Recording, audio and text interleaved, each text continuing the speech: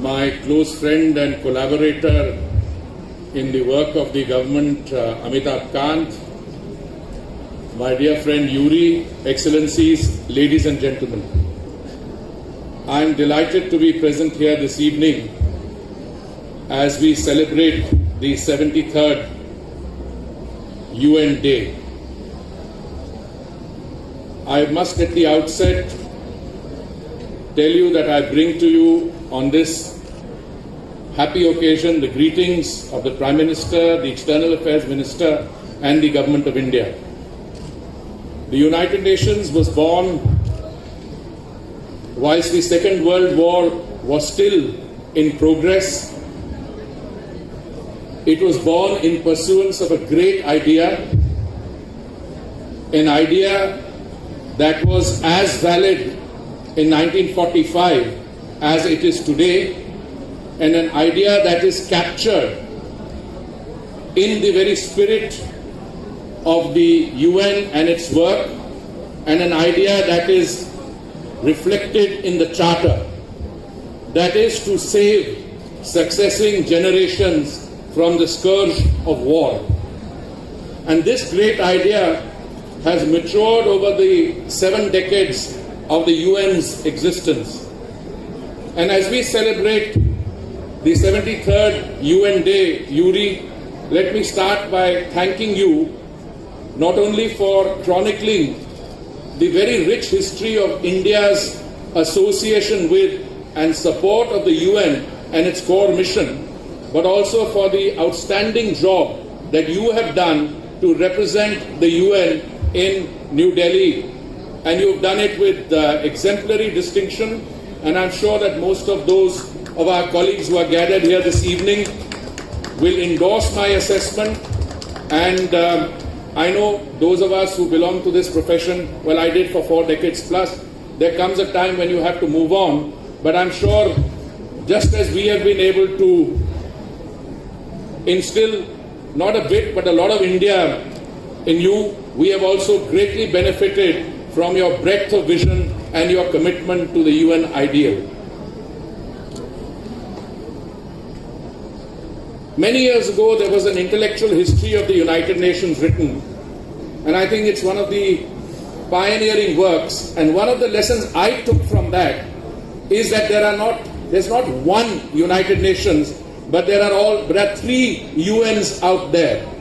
Clearly, one of the UNs is the member states, 193 of us, and India was a signatory to the Charter when it was opened up for signature. We are one of the original founders of the United Nations, but I can tell you that our commitment to the goals of the United Nations and to its essential kernel, its core mission, has grown with the passage of time. You were very kind. You recalled India's contribution through a range of activities, cumulatively the largest contributor to UN peacekeeping, our commitment to a number of other initiatives and our contributions in the health sector. I could go on, but then I would be repeating some of the things you said. But let me just make one observation, Yuri. That is the essential message of India, which has resonated from the time of our freedom movement and which was embodied by the Mahatma in his thinking and which became, in a sense, the cultural and social manifesto for India, is actually reflected in the SDGs. In fact, our core mission has been from Sarvodaya to Antyodaya, in other words, to the farthest first. And I think that core message was embodied in the Agenda 2030, in the Sustainable Development Goals, when they were adopted by the UN system in September 2015. And I again, even at the risk of sounding somewhat immodest, I can tell you that Prime Minister Modi actually had adopted many of the core features of the Sustainable Development Goals when he was elected Prime Minister with a thumping majority in May 2014. In fact, many of the flagship programs of my ministry, which in a sense deals with the urban local bodies, which deal with 11 of the 17 Sustainable Development Goals, many of these flagship missions were adopted in June 2015. They were prepared even earlier, whilst the Sustainable Development Goals were adopted in September 2030. But we are proud of our association with, our contribution and our support for the 2030 agenda. And if I may be permitted to say, all international organizations, and especially the multilateral system anchored in the UN, periodically needs successes, and the SDGs provide a great source of success, not only for countries like India, but for the rest of the world. And I can also reiterate what I've been saying to you, Yuri, very often, that the SDGs will succeed because India will succeed. And India is implementing the SDGs with a degree of determination and in a very focused manner, and we will see the results much before 2030. I talked about the 3 UNs. Yuri, the first is the member states, of which India is a proud member. But India's independence in 1947 also led to a large number of other countries becoming independent, decolonization. And India was a great contributor to that. But there's a second UN out there, and which is equally, and sometimes you tend to think, I also do, that it's more important, which is the UN Secretariat, which is a very important part of the UN family. And I am one of those who believe that the member states, the UN Secretariat, and the third UN, which is assuming even greater importance, which is civil society, the NGOs, etc. And the Secretary General's message referred to we the peoples. Now, we the peoples comes in on the third UN.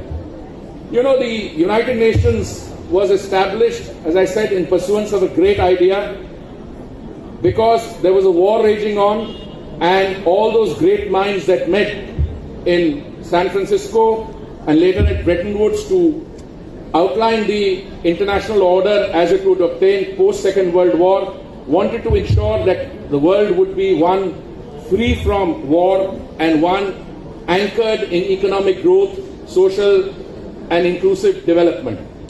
Therefore, the third UN is equally important, and I think the very distinguished gathering that you have present here this evening testifies to that importance.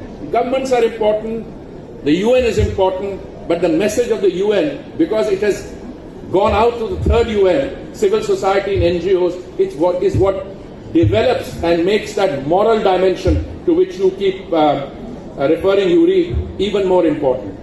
The UN was born as a state-centric institution, post-Westphalian state-centric institution, but the tension between the member states and we the peoples is now, I believe, taking shape with the we the peoples getting, I believe, a slightly upper hand, because that is also acting as a moral compass. Well, I spent a long time on the UN. 50 years ago, if I remember correctly, in 1968, the United Nations Conference on Trade and Development scheduled its second session, UNCTAD 2, in New Delhi. I just taken the exams to leave school and enter Delhi University, and I can share with you that I tried to get a job in the conference services which were organized for UNCTAD 2, and that job, I think, would pay something like 150 rupees a month, and it is with some nostalgic throwback that I tell you I was not successful in getting that job. But in the last 50 years, I have gone on to join the Foreign Service, represent India in Geneva and New York, including as ambassador in Geneva, permanent representative, again in New York. I've had the privilege of presiding over the UN Security Council. I've had the privilege of chairing its counterterrorism committee. So for me, it's been a long journey. And I can think of no better way to complete that 50-year-old cycle than to be present here today, not only to celebrate the UN and the fact that we are celebrating the 73rd UN Day, but in a major departure from my professional training, I'm now the Minister for Housing and Urban Affairs, and nothing gives me greater pleasure to see this green and resilient building, which the famous man, the architect built, but today you have refurbished it and you've given it all the green and resilient features. I will take you up on the offer of bringing conducted, people here on conducted tours to show them this. But let me conclude both by wishing you, Yuri, and the UN family gathered here, not only the very best in the years to come, but to say that I see the relationship between India and the United Nations going from strength to strength. I see a picture where India will be ready. We are already a $2.7 trillion economy. If Amitabh gets his sums right, we'll be a $5 trillion economy by 2022 to 2025. And by the time you finish your 2030 agenda, will be a $10 trillion economy. And then the extra obligation that you want India to assume. I believe that we have never been found wanting in terms of assuming obligations, whether it's peacekeeping or other areas. But I think you will have a situation where the dynamic in the coming years, thanks to the very inspiring and determined leadership of the Prime Minister, the multilateral system anchored in the UN will receive even greater support from India. Thank you very much, and I wish all of you the very best of everything. Thank you.